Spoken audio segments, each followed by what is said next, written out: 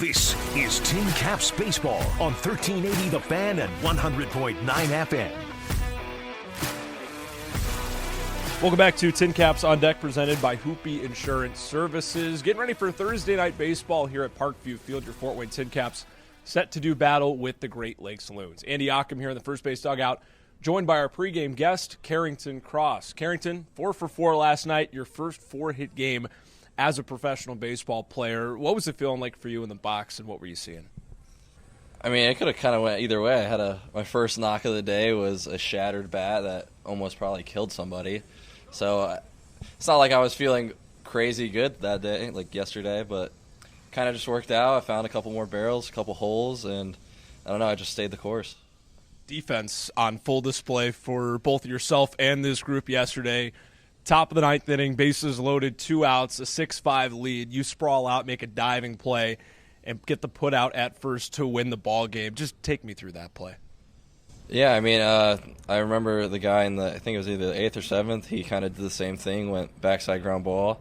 So I was kind of anticipating it coming to me, and then it did. I made the play, and I saw the trajectory of the throw, so I was praying like a Copio picked me up, and that's exactly what he did. And it's kind of like how the win could be summed up was everyone kind of had each other's back. Villabona came in, shoved. Copio picked me up. Like, guys got on base.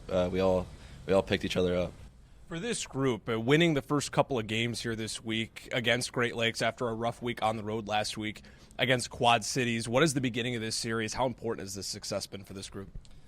I mean, it's just a kind of a momentum change. For some reason, we play really well against the Loons, but this is a good time to kind of catch hot. If we kind of just handle business the next 3 weeks, who knows? Maybe we got a shot. Why do you think that is? I was going to ask you, why do you guys think you play so good against this Great Lakes team, having to pick up the completion of a game earlier this month on Tuesday, so ended up taking 5 of 6 from them on the road, that crazy 4th of July game where you had that massive pinch hit homer in the bottom of the 13th inning, and then so far to start this league. What is it with those guys over there? Because they're right at the top of the standings trying to hunt down that playoff spot.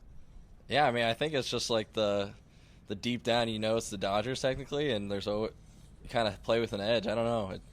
Whenever we play the Loons, we play good ball. And looking for this offense, and a big part of your success as a team in the first couple of games this week, striking early. 5 runs in the first 2 innings of the 7-inning ball game on Tuesday. Last night, you guys put up a 5 spot in the second. How crucial has that been for this offense to get on the right foot that quickly? Yeah, I mean, it's always a good thing to put a crooked number in an inning. Our coaches kind of preach, like, the more crooked numbers you put up, the more you're going to win a ball game. So I think we've been doing a good job controlling the strike zone, kind of staying within ourselves at the play, and the results are speaking for itself. I want to go back to your defense, and having been moved around since joining this team at the end of June. You played a lot of first and third base here this season, whether here or in Elsinore, but as of late over the last few weeks with all the roster changes here in Fort Wayne, third base has been more of your post, and as we mentioned, you've done a pretty good job of making that your home. How has that affected your daily routine, just being more locked in over at the hot corner? I want to say it kind of affects the daily routine. I mean, you kind of have a baseline. I mean, infielding in general, you kind of have a base, and you kind of cover all those grounds, and then it's kind of just playing like an athlete during the game. I mean, you're not going to think about your pregame routine because you want to go out there and just react, make the play. So I want to say too much changes daily. I think it's just kind of trusting the work you did, and then it'll just naturally translate. I mentioned Tuesday, guys picking up the end of a game from August 2nd out at Dow Diamond, wet grounds, unable to finish that one on the road, and then playing a full 7-inning ball game after that. You guys were the road team in the final 3 innings, able to hang on and win that one. Just talk about the oddness. Have you ever had to deal with something like that in your career and having to pick up a completed game that was started over a few weeks ago? You got guys from both teams that aren't even on the rosters anymore that had to be replaced in the lineup. Yeah, it's definitely unique. I mean, in college there was always times where you'd pick up games the next day, which is fine, but not any of them got called up to Double-A. So that was a weird part of the game where, our new guys hitting 2-hole, and we're in the top of the 7th at home, so it was just a little odd. So kind of just sticking to the plan of, let's just come out firing. I mean, nothing changes, even though it's a different atmosphere as far as where we are. If we do what we do, we're good. For yourself, we talked on the pregame show your first week here with Fort Wayne when we were out at Lake County at the end of June. Seems like forever ago. looking here now, just the final few weeks of the season, you've been here for just about a couple of months at the high A level. From then to now, your first game, your first series with Fort Wayne until now at the end of August, what do you feel like has been, whether a change or just a progression, or how you've settled in here at the high A level?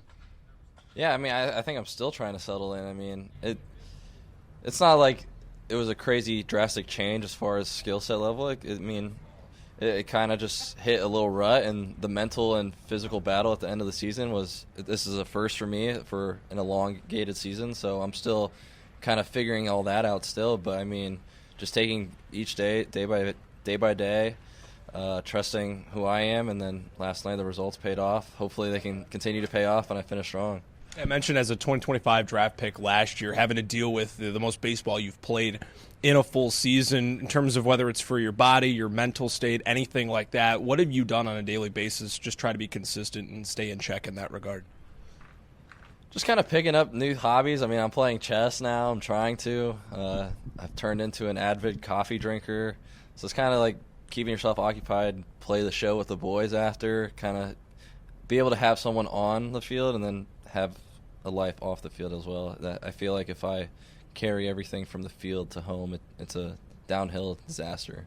So in terms of chess, who's the hardest opponent to play on this team? What's the go-to coffee order? And then as well, I guess the same question for the show as chess. Who's the top opponent that you play in the clubhouse? Westenberg's got the highest ELO, but I don't like facing Salazar because he's good at checkmating. I'm not good at that yet. I'm good at opening, and then after I open, I kind of blunder. But then go-to coffee, vanilla latte, extra shot of espresso. And what was the last one? The show. Oh, me, Luke, Barney, sometimes Koger, sometimes Brad. We kind of just grind Diamond Dynasty every now and then BR.